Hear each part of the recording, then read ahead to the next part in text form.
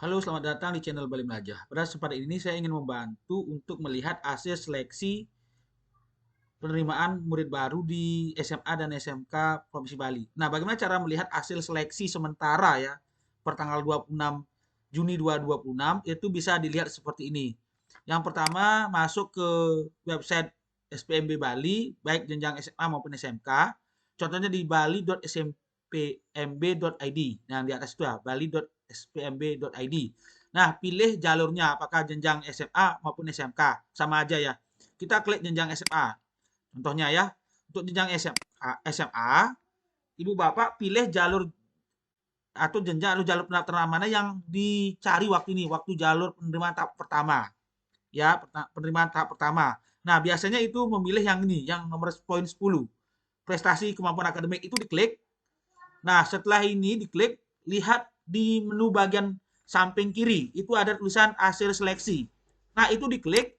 Nah, di sini akan kelihatan jumlah beberapa jumlah sekolah, nama sekolah dan nilai TKA tertinggi dan nilai TKA terendah. Contohnya di SMA Negeri 1 Kute, ya akan kelihatan siapa saja nama-nama siswa, nomor pendaftar dan nomor nilai TKA-nya yang diterima. Seperti itu ya. Jadi ini adalah cara untuk sementara ya untuk melihat hasil seleksi ya dari SPMB Provinsi Bali tahun 2026 jenang SMA SMK juga sama saja ya. Contohnya ketik sekolah 2 Denpasar seperti itu. Di sini nah nanti akan dicari seperti ini di pencarian ini ya. Contohnya SMA 1 Denpasar. Ketik aja pencarian nanti carikan. Nah, klik aja ini SMA 1 Denpasar, nanti akan kelihatan nilai terbesar sampai nilai terkecil. Jadi di sana kita bisa melihat kira-kira apakah anak kita itu diterima atau tidak melalui jalur prestasi akademik.